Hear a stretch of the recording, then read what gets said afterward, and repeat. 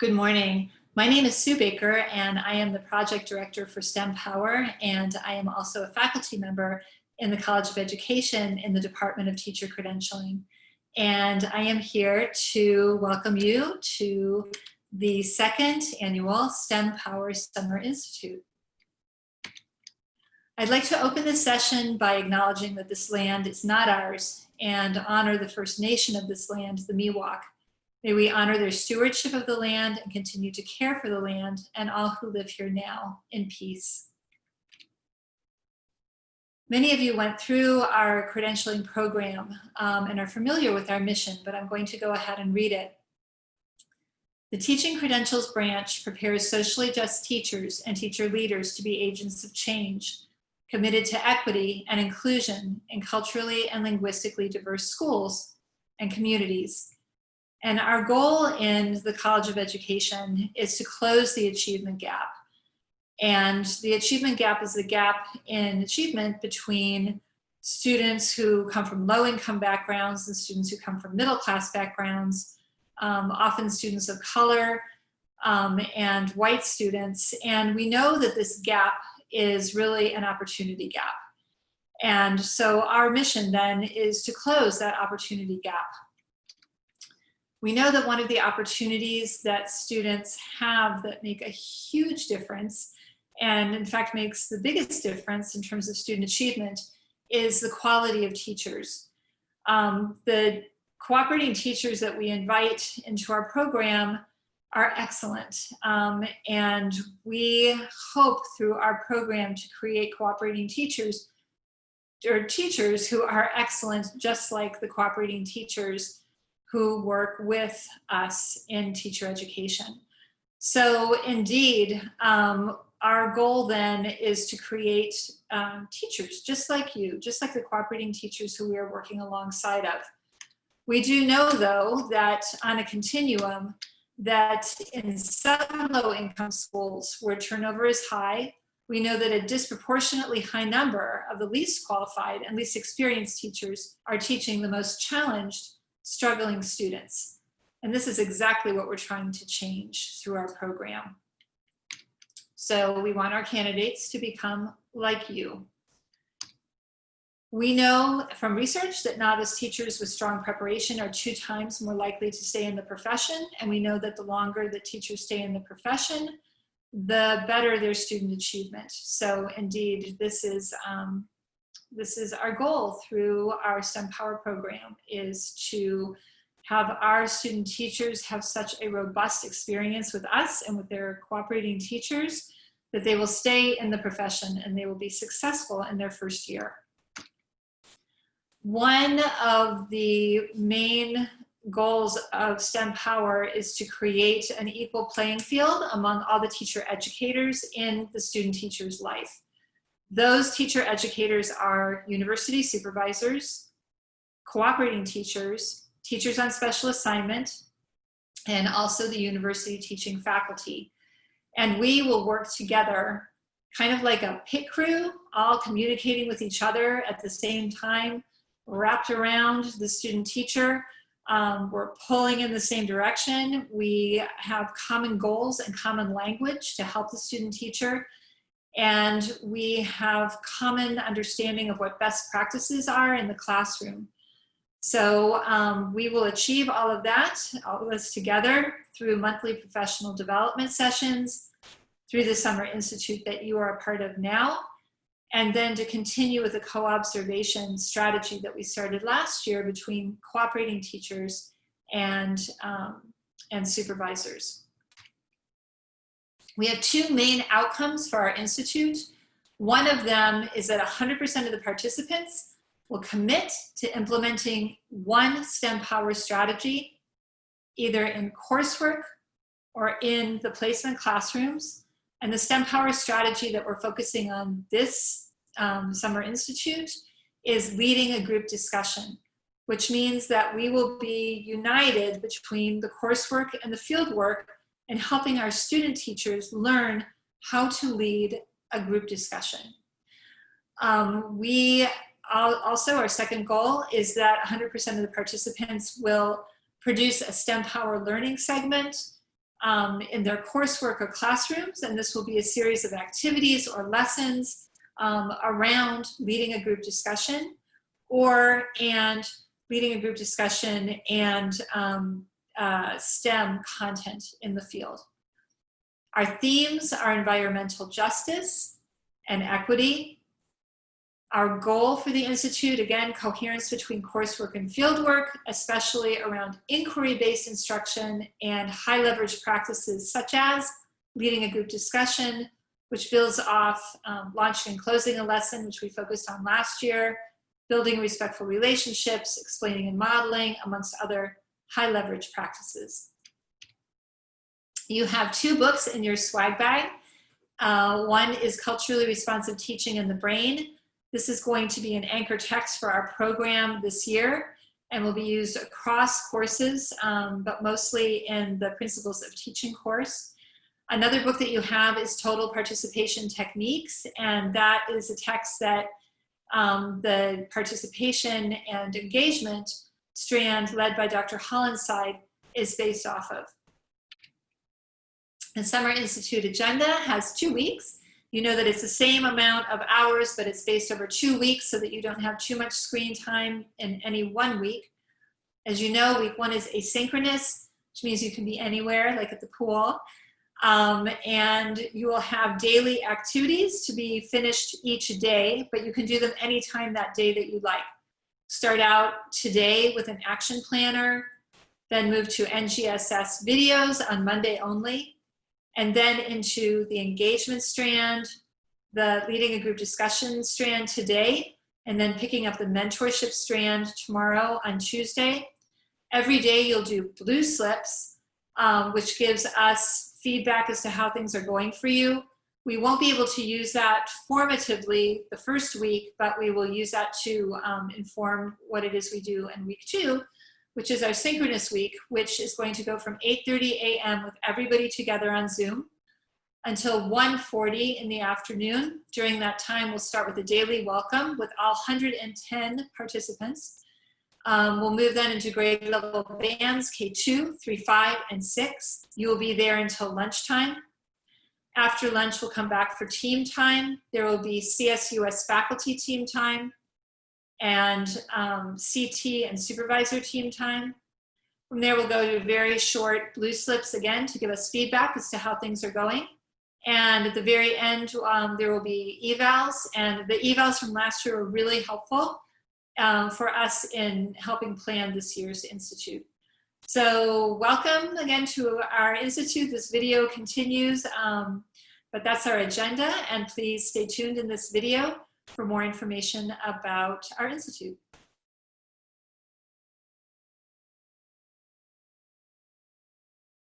My name is Corinne Lardy, and I'm a faculty member at Sac State, where I teach science methods for our multiple subject candidates. During our Summer Institute, I will be leading the K2 group during our synchronous week and the NGSS session during our asynchronous week. Hey there, my name is Matt Coleman. I am a training specialist at Sac City. I'll be working with the K2 group during Summer Institutes, and I look forward to seeing you. Hi, my name is Eric Claraval, and I'm an assistant professor at Sac State. I teach literacy and special education and teaching credential branch. I'm excited to be here in the STEM Power PD, and this week I will be reviewing the UDL principles that I discussed last year. And I'm also going to be part of the K2 group and be working with you all. So I'll look forward to seeing you. Hi, my name is Julie Fogarty. I'm an assistant professor in the Department of Civil Engineering at Sacramento State. I'm assisting with the K2 group, and you'll probably see me during the week assisting with the engineering activities. This is Raven. I'm a faculty member at Sac State in the College of Education. I work with math methods for elementary students.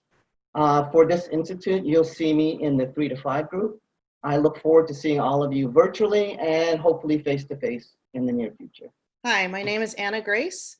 I am a science TOSA with San Juan Unified, and I've been working with the 3-5 group, so you'll see me during the second week of the Institute. My name is Melissa Shupp, and I'm a 5th grade teacher at Arlington Heights Elementary in San Juan Unified. and I will be working with the 3 through 5 group during our synchronous week and providing some technical support with Parker and Rhiannon. Hi, my name is Anna Baines. I'm an assistant professor in the computer science department at Sac State, and I will be leading the computer science breakouts this week. Hi, I'm Paula Bockham. I'm a program specialist in San Juan Unified School District, and I will be working with the 3-5 breakout session. So I'll see you during the second week of the Institute. My name's Judy Kuznick, and I am a retired geology professor from Sacramento State, but I also work with the Center for Math and Science Education and the Center for Teaching and Learning. I am working with the 6th and a little bit 7th grade band during the second week of the Institute. Hi, my name's Rhiannon White Andrews. I'm a 6th grade teacher at Sequoia Elementary in Sac City. My role with the Institute is that I am working with the 6th grade band during the second week of the Institute and also providing tech support with Melissa and Parker. My name is Malika Hollinside. I am faculty in the credentialing program. I teach multiple subjects and single subjects at Sac State. I'm also a high school teacher in Sacramento.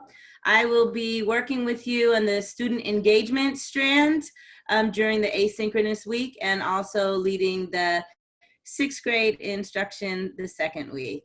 Hi, my name is Topaz Wiscons. I'm faculty in the math department at Sac State. And I look forward to seeing you in the K2 group on the second week. See you soon. Hi, my name is Aaron Pacho, and I am the science coordinator in the Sacramento City Unified School District, and I will be working closely with the 6th grade group during the synchronous week. Hi, my name is Donna Wayner.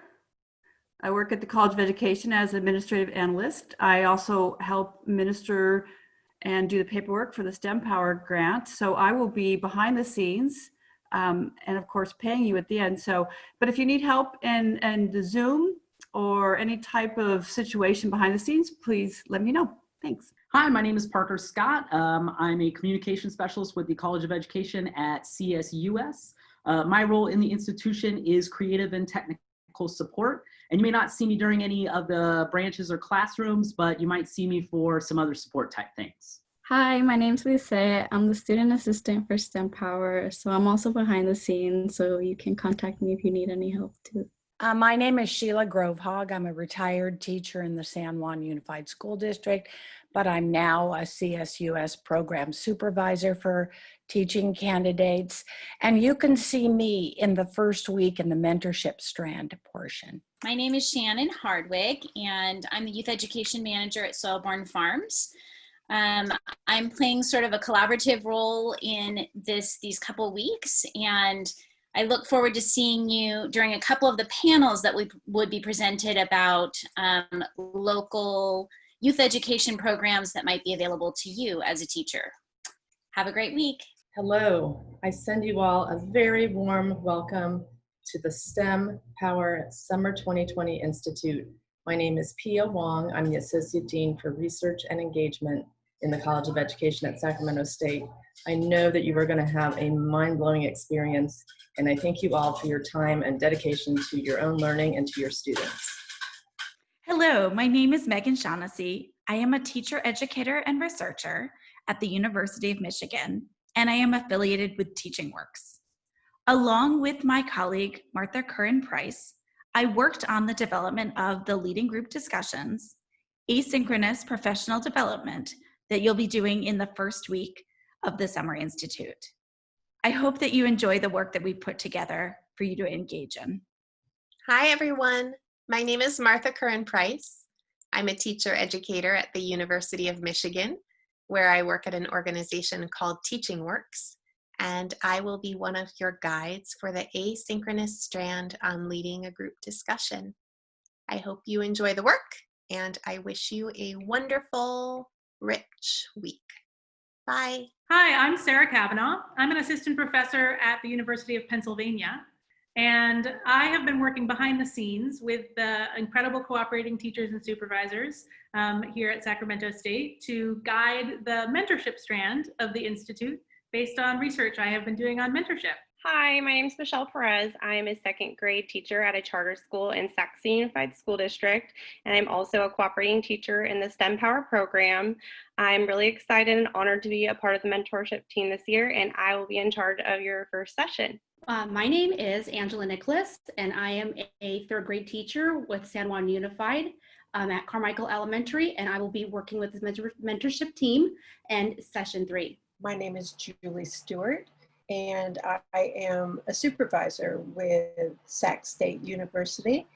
I am one of the presenters for the mentorship strand, and I look forward to meeting all of you throughout these sessions.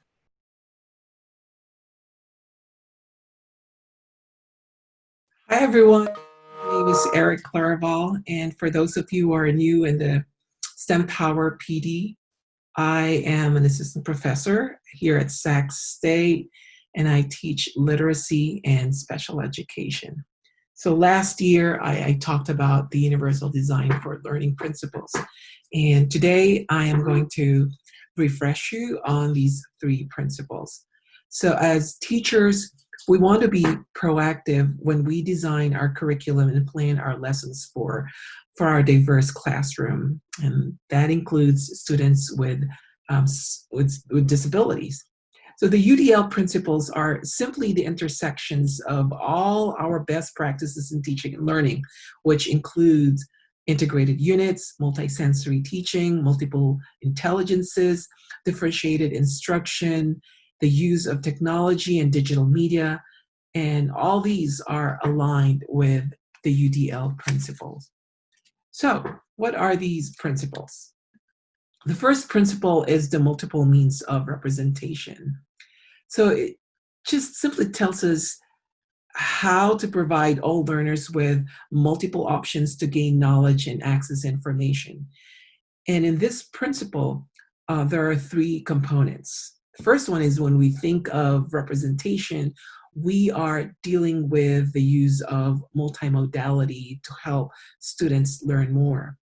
We also think about the language and symbols we use to impart concepts. So we link words or text with graphics, visual cues, or animation.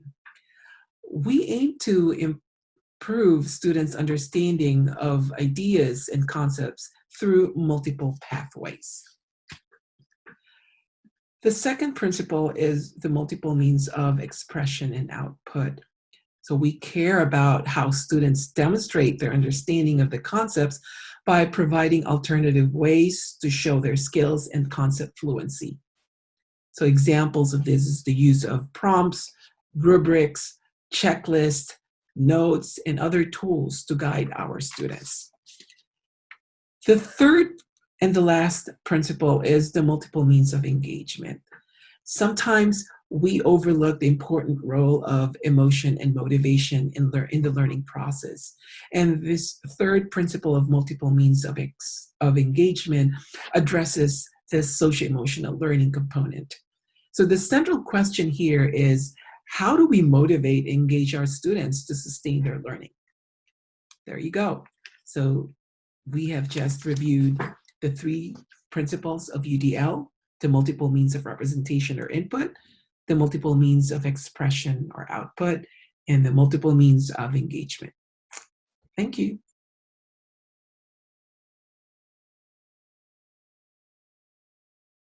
I'm going to talk a little bit about shared expectations that we might have around Zoom. All of us have then and now easily hundreds of Zoom sessions. And so we know that there are some things that work well and some things that don't. So come up with a list here of some expectations that we can follow during these 2 weeks that will help us and will help everybody engage in a productive way. So one would be the obvious: limit distractions and interruptions. Please keep your phone face down, right, and the dinger off, and please be present during our different activities and breakout sessions and all of that. If you have kids at home, don't feel bad if they wander in front of the camera or they wander behind you. It's all good, and we're here for kids anyway. So don't ever feel bad or feel like they need to be in another room. If they want to play next to you, it is all good. That is all good. Don't worry. Please keep your video camera on. I know that sometimes it feels intrusive, like, oh my God, here's 100 people in my house. So if you feel worried about that, which I would completely understand, and we all do, please put up one of those screens behind you. Feel free to do that. But please keep the video camera on so that we can see you. It just keeps people engaged if we can see each other's faces. Even if we can't make eye contact, it just helps to see that the person is there and they're engaged. It keeps everybody more engaged. So please do that. Please mute your microphone so the sound quality is better for everybody. And during breaks, please turn off your video and sound, but then turn it back on when you come back. So if you have other suggestions that I didn't include here, please shoot them to me and I can send them out to the group. But these are some that our group came up with. So thank you, and please stay tuned in this video for more information.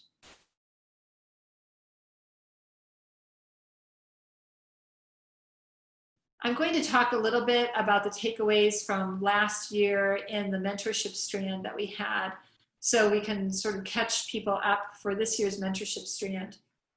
At the beginning of the mentorship strand, we reflected on our own experiences. What was it like for us when we were teacher candidates? And what can we learn from remembering those experiences? And what was helpful and what was not helpful? So what came up was that all of us were with our cooperating teachers for a lot of hours. The mentorship, however, took place outside of when the students were in the room, which is most of the time of the day. And so it came up that that time when the students were in the room could have been taken advantage of for more mentoring, and it wasn't. So, so we'll visit that in a minute, but the time, how time is spent in the classroom in terms of the time that mentorship happens. Another takeaway was that CT candidate relationship is crucial, and it takes time to grow, and it takes energy, and it takes skills to build and maintain. And that's something to think about now that we're in a virtual environment. Like, how are we going to be careful to build and maintain that relationship, even over Zoom or over email or text? Sink or swim mentorship was not helpful, was not a growing experience to be thrown in the deep end of the pool. And that it's crucial to have a safe, brave space for learning all the time, like during the Summer Institute, during our CT and candidate time together, during coursework. It's important that the candidates feel safe, but it's also important that they are brave and that they try things that are new to them and that they are probably going to struggle with. And because that's the only way that they can grow. If they always just stay safe, they will not grow. So how can they be safe and brave? It is absolutely crucial in every aspect of their training. We talked last year about the fact that what happens in the classroom is often invisible to the teacher candidate, that they see something happen, which is called a pedagogical dilemma. And then in the teacher's mind, like, we think, oh, I've seen this happen so many times, and I've seen students do this, and I know this is why they're doing it. And now I'm going to do this thing that is going to help them. And then I do it. And so that's the instructional decision based on my professional judgment. And then I decide to make a certain move. The only move that the student teacher sees, the only thing they see is that move. Like, everything else is invisible. So as teachers, we do this all day, right? We talked about the fact that teachers make 3 times the number of decisions as air traffic controllers in the same amount of time. So how can we make those decisions visible to the student teacher? Because that's how they will grow and learn. They see, oh, when X happens, then the teacher did Y because blah, blah, blah, blah. So the idea was that we could leverage time during the day when the students are present to make visible our thinking and actually think aloud while we are teaching. In other words, we can make like transparent pedagogical dilemmas, our professional judgment, like I've seen this before, our instructional decision, I've seen this before, and now I know to do X, and this is what X looks like. Here's my instructional move as we're doing it. So while the students are present. These are the final takeaways. We're all in this together as learners, faculty, university faculty, cooperating teachers, supervisors, teachers on special assignment. We are all learners. We are all team members. We are learning from each other. And we'll continue to generate these inquiry questions, like what works as teacher educators? What moves can we make as cooperating teachers, as faculty, that leverage student, for us, candidate learning? And we'll collect and analyze data around candidate learning so that we can learn from each other and use each other's good practices. We know that cooperating teachers are going to come up with ideas for mentoring and teacher education that are new and that are better than anything that's been thought of before, that's been tried before, that we can find in the literature. So we're really excited to work with you and to learn with you and to learn from you.